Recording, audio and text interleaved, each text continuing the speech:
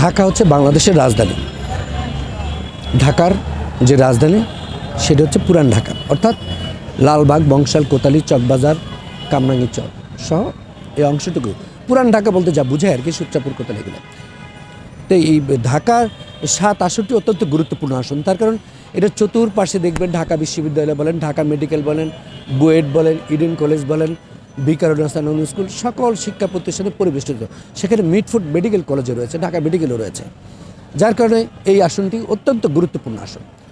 এই আসনটি যে পূর্বে যেগুলো নির্বাচন হয়েছে সকলেই সে আসনে মানে বাসিন্দা ছিলেন, বসবাস করতেন, হ্যাঁ, এবং স্থায়ী বসবাস করতেন, এখানে ছিলেন। বর্তমান যিনি ঘোষিত যা প্রাথমিক পর্যায়ে যে ঘোষণা করেছে আর কি, এটা চূড়ান্ত না। তো সেই প্রার্থীটা আপনার আমাদের এলাকার ভোটারও না, প্লাস এই আসনের বাসিন্দাও না। যদি ভোটার না হইতে পারে, কারণ জাতীয় ইলেকশনে ধরেন এক জায়গার ভোটার আরেক জায়গায় নির্বাচন করতে পারে, সেই বিধানটুকু রয়েছে। সেই ক্ষেত্রে ধরেন কোনো ব্যারিয়ার এম্বার্গো নাই।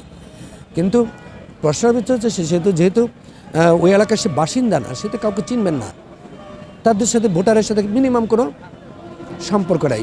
আপনি দেখবেন, লক্ষ্য করলে তার ভিডিও ক্লিপে তিনি বলছেন, যদি কোনো ভোটার যায়, ভাই ঠিক আছে আপনি অমুকের সাথে দেখা করবেন, ও আমার কাছে নিয়ে আসবে। এই রাজনীতি কি এখন আছে? আমার প্রশ্ন আপনাদের কাছে, আপনার সেই প্রিয় সাংবাদিক ভাই, কেন এখন তো ধরেন যত দ্রুত সার্ভিস দিবেন ততই তো ভালো হবে, মঙ্গল। যার আলোকে আমাদের চেয়ারম্যান স্যার কিন্তু বলেছেন, এটা দলের প্রতিনিধিত্ব নির্বাচন না, এটা জনগণের প্রতিনিধিত্ব নির্বাচন।